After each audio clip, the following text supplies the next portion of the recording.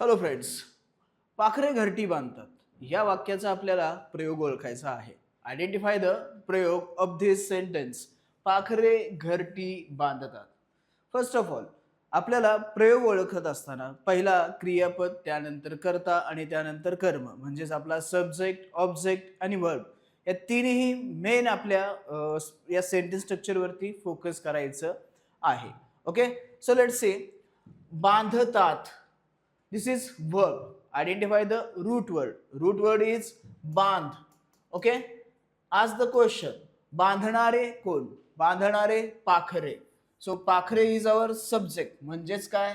तर आपला हा कर्ता. नेक्स्ट, बांधण्याची क्रिया कोणावर घडली? सो ती घडलेली आहे घरट्यांवरती. म्हणजेच हे आपलं झालं ऑब्जेक्ट म्हणजेच कर्म. ओके, आता नेक्स्ट स्टेप. नेक्स्ट स्टेप मध्ये हे शोधायचं की आपला जो सब्जेक्ट आहे त्याला कुठला सफिक्स जोडलेला आहे का, म्हणजे प्रत्यय जोडलेला आहे का, तर नाहीये. पाखरे इज अ प्लुरल नाउन.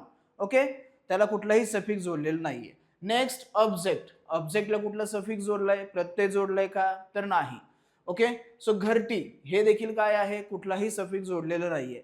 आणि नेक्स्ट, बांधतात हे जे क्रियापद आहे, वर्ब आहे, हा वर्ब कसा आहे, तर हा वर्तमान काळात आहे.